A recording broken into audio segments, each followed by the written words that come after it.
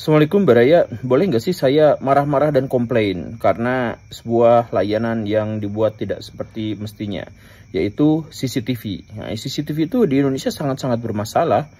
Sepertinya kita memang harus kritis dan mungkin komplain terhadap perusahaan-perusahaan CCTV yang ada di Indonesia.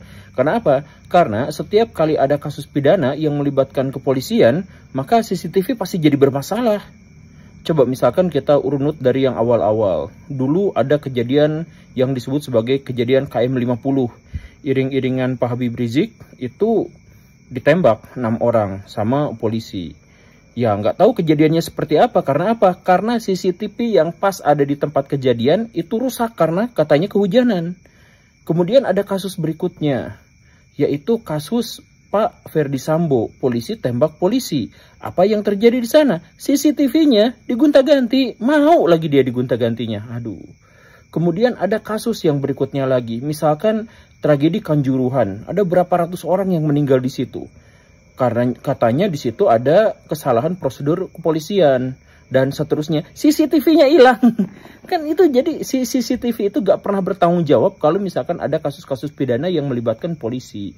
Gak tahu kenapa. Kemudian ada kasus Vina Cirebon itu. CCTV-nya ada tapi gak bisa dipublikasikan. Gak tahu kabur kemana dia. Padahal ada dia di tempat situ tuh ada. Tapi kok tidak dipublikasikan, heran. Bahkan tidak dimasukkan ke dalam materi pengadilan juga, kan heran.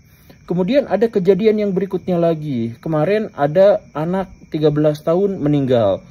Ini membingungkan karena ada dua versi. Ada yang bilang itu bunuh diri jatuh dari tempat tinggi. Dan ada yang bilang itu sama polisi. Nah, CCTV-nya katanya baik-baik saja, bagus, tidak rusak. Tapi tidak bisa menyimpan data terlalu banyak. Jadi data yang itu tidak tersimpan.